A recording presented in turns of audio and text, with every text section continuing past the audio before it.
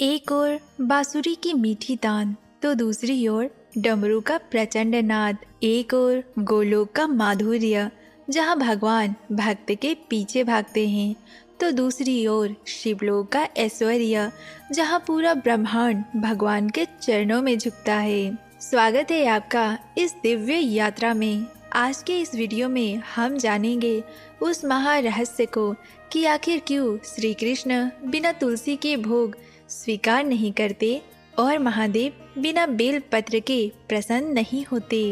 हम सुलझाएंगे गोलोक के अनंत विस्तार और शिवलोक के परम सूक्ष्मता की गुत्थी को, और जानेंगे उस विचित्र माया को जो गोलोक में भगवान को अपना बना देती है किंतु शिवलोक में परमेश्वर बना देती है। यदि आप भी हरि और हर के इस अद्वैत रहस्य को समझना चाहते हैं तो अंत तक जुड़े रहें। लेकिन वीडियो को शुरू करने से पहले चैनल को सब्सक्राइब करें, वीडियो को लाइक करें और कमेंट में जरूर लिखें हरे कृष्णा और हर हर महादेव। तो चलिए वीडियो को शुरू करते हैं। वेदों का सार और पुराणों का निष्कर्ष यही है कि शक्तिमान और शक्ति में कोई भेद नहीं, वैसे ही हरि और हर शिव में कोई भेद नहीं। शिवाय विष्णु स्वरूपाय शिव रूपाय विष्णुवे, अर्थात शिव ही विष्णु के रूप है और विष्णु ही शिव के रूप है। फिर भी भक्त के आनंद के लिए उस एक ही पर ब्रह्म ने दो अलग अलग धामों में दो अलग अलग भावों को, दो अलग अलग रसों को प्रकट किया है। एक और गोलोक धाम है जो प्रेम और माधुर्य की परिकाष्ठा है, दूसरी ओर शिवलोक है जो ज्ञान और वैराग्य का ऐश्वर्य शिखर है। आइए इन दोनों लोकों की यात्रा मन की आंखों से करते हैं। गोलोक धाम प्रेम और माधुर्य का सागर। गोलोक वृंदावन चिन्मय है, वहाँ की धूल भी चेतना है, वहाँ के वृक्ष कल्प वृक्ष और वहाँ का जल अमृत है। गोलोक का मूल भाव माधुर्य यानी कि मीठापन है। गोलोक के ऐश्वर्य की सबसे बड़ी विशेषता ये है कि वहाँ ऐश्वर्य का लोप है। गोलोक के ऐश्वर्य की सबसे बड़ी विशेषता ये है कि वहाँ ऐश्वर्य का लोप हो जाता है। वहाँ कोई कृष्ण को जगदीश या ब्रह्मांड नायक नहीं मानता। नंद बाबा और यशोदा मैया के लिए श्री कृष्ण एक नटखट बालक है जिसे भूख लगती रहती है। ग्वाल बालों के लिए वे एक सखा है जिनके कंधे पर चढ़कर कृष्ण खेलते रहते हैं। गोपियों के लिए प्राण बल्लभ है जिनके विरह में एक पल भी रहना असंभव हो जाता है। गोलोक में श्री कृष्ण को ईश्वर नहीं प्रेमी माना जाता है। जब कृष्ण माखन चुराते हैं तो वह अपनी भगवत्ता को भूल जाते हैं। यही गोलोक का अद्वितीय माधुर्य है जहाँ भगवान भक्त से डरते हैं जबकि पूरा ब्रह्मांड तो भगवान से डरता है। सौंदर्य और सुकुमारता। गोलोक का वातावरण कोमल है, वहाँ सदैव वसंत ऋतु रहती है।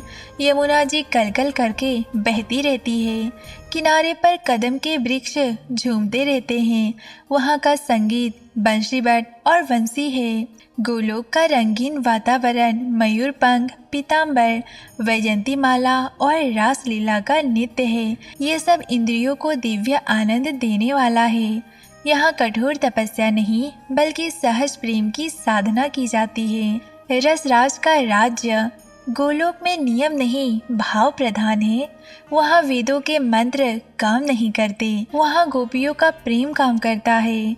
गोलोक में प्रवेश का अधिकार केवल उसे है जिसने अपने अहंकार को पूरी तरह गला दिया है और जो केवल कृष्ण के सुख के लिए की जाती है। यहाँ का सर्वोच्च मंत्र प्रेम ही है। भाग 2। अब जानते हैं शिवलोक के बारे में। यदि गोलोक वसंत है तो शिवलोक वो शांत हिमालय है जहाँ समय भी नहीं टिकता। ये ऐश्वर्य और वैराग्य का धाम माना जाता है। शिवलोक परम धाम और समाधि का क्षेत्र है। शिवलोक में कोलाहल नहीं, वहाँ एक अखंड शांति है। भगवान सदाशिव अपनी अर्धांगिनी जगदम्बा के साथ यहाँ बाघ के चमड़े पर विराजमान होते हैं। चारों ओर बर्फ से ढकी श्वेत चादर होती है। सत्व गुण का प्रतीक है शिवलोक। गोलोक में जहाँ नृत्य और गायन की प्रधानता है, वहीं शिवलोक में ध्यान और मौन की प्रधानता होती है। यहाँ भगवान को सखा या पुत्र नहीं, बल्कि जगत पिता और जगत गुरु के नाम से जाना जाता है। यहाँ भक्त और भगवान के बीच एक मर्यादा, एक आदर है। ऐश्वर्य का अद्भुत रूप। शिवलोक का ऐश्वर्य सांसारिक नहीं, अलौकिक है। उनके पास सोने के महल नहीं, बल्कि पूरा ब्रह्मांड ही महादेव का घर है। फिर भी वे शमशान में भस्म रमाते हैं। गोलोक में आभूषण स्वर्ण और मणियों के हैं। शिवलोक में आभूषण सर्प और रुद्राक्ष है। ये विरोधाभास ही शिवलोक का ऐश्वर्य है। जो कुबेर के स्वामी है, वो स्वयं दिगंबर है। ये दृश्य भक्त के मन में भय और श्रद्धा दोनों ही उत्पन्न करता है। ज्ञान और मुक्ति का केंद्र। शिवलोक ज्ञान का स्रोत है। सनक कुमार, नारद और बड़े बड़े ऋषि यहाँ आत्मज्ञान प्राप्ति के लिए आते हैं। यहाँ मोक्ष की चर्चा होती है। जहाँ गोलोक में जीव सेवा मांगता है, वहीं शिवलोक में जीव सायुज्य मुक्ति मांगता है। शिवलोक का संगीत डमरू का नाद है, जो सृष्टि के सृजन में सहायता करता है और संहार इसी नाद से संपूर्ण हो पाता है। एक प्रसिद्ध कथा के अनुसार, जब भगवान शंकर ने सुना कि वृंदावन में महारास हो रहा है और वहाँ आनंद का सागर उमड़ रहा है, तो कैलाश का वैराग्य भी उस प्रेम को चखने के लिए ललायित हो उठा। समाधि में लीन रहने वाले महादेव, जिनके लिए संसार की मोह माया मिथ्या है, वे उस रास को देखने के लिए व्याकुल हो गए। सोचिए, शिव जो कामदेव को भी भस्म कर चुके हैं, वे काम विजयी हैं, लेकिन वे कृष्ण की लीला देखने चले। परंतु वृंदावन का नियम कठोर है। वहाँ पर कोई दूजा पुरुष प्रवेश नहीं कर सकता, क्योंकि एकमात्र पुरुष श्री कृष्ण ही वहाँ पर विद्यमान रहते हैं। बाकी सब गोपियाँ ही होती है। महादेव जब रास लीला के स्थान पर पहुँचे, द्वारपाल ललिता और विशाखा ने शिव जी को रोक दिया। उन्होंने कहा, हे योगेश्वर, यह आपका कैलाश नहीं है जहाँ आप भस्म लगाकर बैठ जाए। ये प्रेम का निकुंज है। यहाँ वैराग्य का सूनापन नहीं, बल्कि प्रेम की रसीली धारा बहती है। यदि भीतर जाना है तो गोपी बनना पड़ेगा। और देखिए, गोलोक के माधुर्य की विजयी, ब्रह्मांड के पिता, देवों के देव महादेव अपनी जटाएं खोलते हैं, बघ्र चम्र को त्याग कर देते हैं, गोपियों का रूप धारण करते हैं।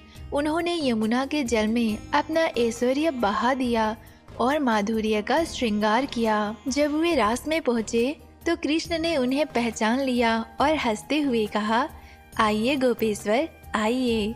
ये सिद्ध करता है कि ज्ञान शिव अनंत, प्रेम कृष्ण में ही पूर्णता पाता है। वैराग्य की सार्थकता प्रेम में डूब जाने में ही है। हे भक्त, गोलोक और शिवलोक दो अलग अलग स्थान नहीं, बल्कि चेतना के दो आस्थाएं हैं। जब हमें जीवन के कष्टों से मुक्ति चाहिए, जब हमारे मन में शांति चाहिए, जब हमें सत्य का ज्ञान चाहिए, तो हमें शिवलोक की ओर देखना चाहिए। शिव हमें तुरंत कुंदन बना देंगे। लेकिन जब ज्ञान पक जाता है, तब मुक्ति की इच्छा मिट जाती है और केवल निस्वार्थ सेवा रह जाती है। तब जीव गोलोक का अधिकारी बन पाता है। शिवलोक आधार है और गोलोक शिखर है। बिना शिव के कृपा के वैराग्य और संयम नहीं मिल सकता। इसीलिए व्रज में कहा जाता है कि वृंदावन के वृक्ष को मर्म न जाने कोई, डाल डाल और पात पात पर राधे राधे होए। और उसी व्रज की रक्षा क्षेत्रपाल महादेव गोपेश्वर रूप में आज भी कर रहे हैं।